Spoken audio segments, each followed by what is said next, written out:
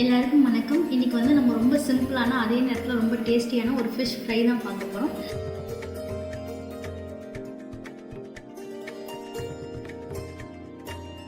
இன்றைக்கி நம்ம எடுத்துருக்க மீன் வந்து வெலை மீன்.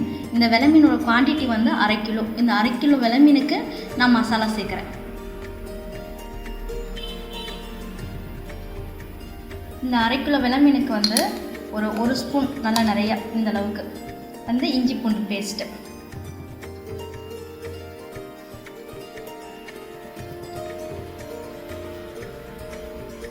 இதுக்கு வந்து ஒரு 2 ஸ்பூன் அளவுக்கு மிளகாத்தூள்.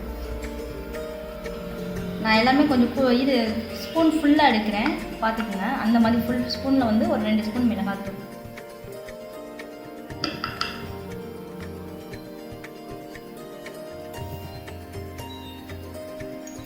ஒரு 1/4 ஸ்பூன் அளவுக்கு மஞ்சள் தூள்,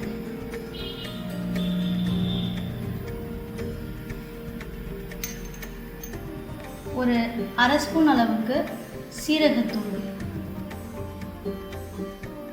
நம்ம ஆல்ரெடி வந்து ஒரு 2 ஸ்பூன் அளவுக்கு மிளகாத்தூள் இதில் போட்டிருக்கோம்.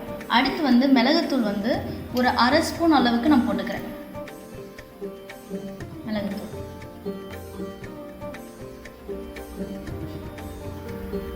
அடுத்து இந்த ஃபிஷ் ஃப்ரைக்கு தேவையான அளவுக்கு உப்பு,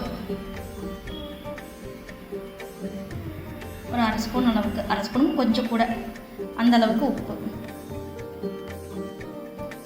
அடுத்து வந்து இந்த சைஸ் எலுமிச்சம்பழத்தில் ஒரு 1/2 எலுமிச்சம்பழம் வந்து இதில் புழிஞ்சிக்க போகிறோம். சீடை எடுத்துகிட்டு இதோட ஜூஸ் வந்து புழிஞ்சிக்க போகிறேன். ஒரு 1/2 எலுமிச்சம்பழம்.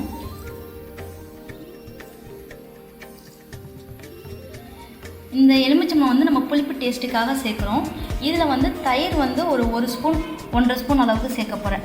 தயிர் வந்து கொஞ்சம் சாஃப்ட்னஸ் கொடுக்கும், அதே நேரத்தில் இதுலேயுமே புளிப்பு டேஸ்ட் இருக்கும். அதனால் எலுமிச்சம்பழமும் தயிரும் பார்த்து சேருங்க. தயிர் வந்து ஒரு ஸ்பூன், அப்புறம் ஒரு 1/2 ஸ்பூன், சரியா? இந்த அளவுக்கு.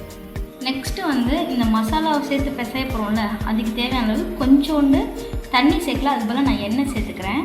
எண்ணெய் சேர்த்திங்கன்னா அந்த மாவுலாம் நல்லா ஒட்டிக்கும், கொஞ்சம் கிறிஸ்பியாகவும் வரும். அதனால் ஒரு ஸ்பூன் அளவுக்கு அந்த மாதிரி. அடுத்து வந்து கருவேப்பிலையில் ஒரு காம்பு, இதில் இருக்க லீஃப் இருக்குல்ல, இதை ஃபுல்லு வந்து குட்டி குட்டியாக நம்ம கட் பண்ணி இதையுமே இதோடு சேர்த்துக்க போகிறோம். கருவேப்பிலையோட ஃப்ளேவர் வந்து கட் பண்ணி இந்த மசாலாவோட சேர்த்துருங்க. மீனில் ஒட்டிக்கும், குட்டி குட்டியாக கட் பண்ணி போடையில் நல்லாயிருக்கும்.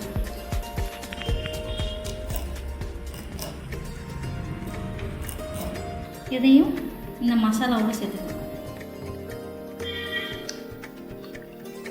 ஓகே, இப்போ நம்மளுக்கு மீனுக்கு தேவையான மசாலாலாம் ரெடி ஆகிடுச்சு. இப்போ எல்லாத்தையும் பசஞ்சிட்டு நம்ம மீனில் அப்ளை பண்ண வேண்டியதான். ஓகே, இப்போ இந்த மசாலாலாம் ஒன்றா பசஞ்சிடலாம்.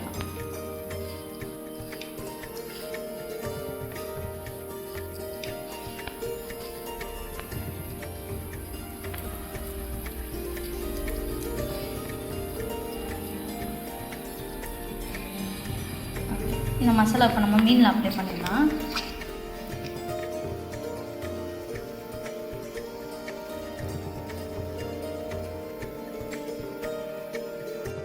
மசாலா வந்து கலர் கொஞ்சம் கம்மியாக இருக்குது, அதனால நான் ஃபுட் கலர் வந்து இதோட கொஞ்சம் ஆட் பண்ணிக்கிறேன். வீடியோ நல்லா இருக்கணும், கொஞ்சம் வீடியோக்கு நல்லா இருக்கும்ன்றக்காண்டி நான் அதை சேர்க்குறேன்.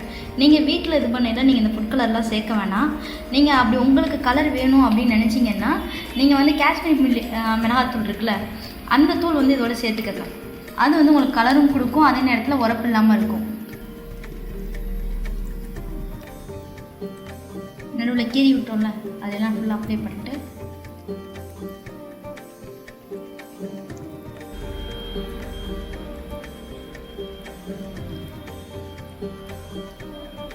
ஓகே, மசாலா ஃபுல்லு இப்போ நம்ம மீனில் அப்ளை பண்ணியாச்சு. இதை வந்து ஒரு 5 to 10 மினிட்ஸ் வந்து ஊற விட்டோம்னாவே போதும். சிக்கன் மட்டன்லாம் அந்த மசாலாலாம் பரட்டிட்டு ஒரு 1/2 hour அந்த மாதிரி ஊற விடுவோம். மீனுக்கு வந்து அவ்வளோ நேரம் ஆகணும்னு அவசியம் இல்லை. ஒரு 5 to 10 மினிட்ஸ் ஆச்சுன்னா போதும். அது ஈஸியாகவே அப்சர்வ் ஆகிடும், சீக்கிரமே குக்கும் ஆகிடும். பேன் ஹீட் ஆனோடனே தேவையான அளவு எண்ணெய் ஊற்றிக்கலாம்.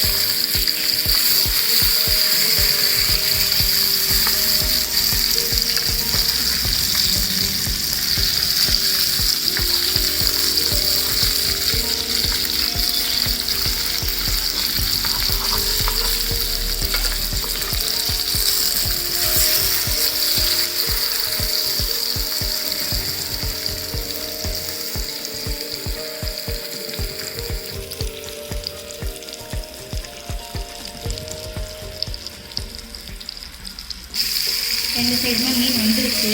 ஆனால் அந்த ஓரம் இருக்குல்ல, இந்த சைடு ஓரம் அப்புறம் இந்த சைடு ஓரம்லாம் கொஞ்சம் மசாலா இருக்கும். அதனால் இந்த தவாவில் ஃப்ரை பண்ணையில் அந்த ஓரத்துக்கு அந்த மசாலா வாடெல்லாம் போடணும். அப்படி லைட்டாக தூக்கி பிடிச்சிக்கிட்டிங்கன்னா அந்த சைடும் குக் ஆகிடும். இப்போ இதில் நம்ம போட்ட மசாலா இருக்குல்ல, இதெல்லாம் இந்த எக்ஸ்ட்ரா சில இதெல்லாம் வந்து இப்படி கரிஞ்சி இதாகிடும். நீங்கள் இதுக்கு அடுத்தடுத்த பேட்ச் மீன் போட போகிறீங்க, வறுக்க போகிறீங்க அப்படின்னா இதை எடுத்துகிட்டு இந்த கறி இருக்குல்ல, இந்த ஐட்டம் ஃபுல்லும் எடுத்து அது தனியாக ரிமூவ் பண்ணிவிட்டு அடுத்த பேட்சை வந்து போடுங்க. அப்படி இல்லை அப்படின்னா இந்த கருனதெல்லாம் இருக்குல்ல, இது வந்து அந்த மறுபடியும் போடுறீங்களா அந்த மீனில் ஒட்டிட்டு கூட கொஞ்சம் அந்த மீனோட டேஸ்ட்டே மாற்றி ரொம்ப கருகின மாதிரி ஆக்கிடும். ஓகேவா? இப்போ இந்த மீனை நம்ம எடுத்துடலாம். வெந்துருச்சு.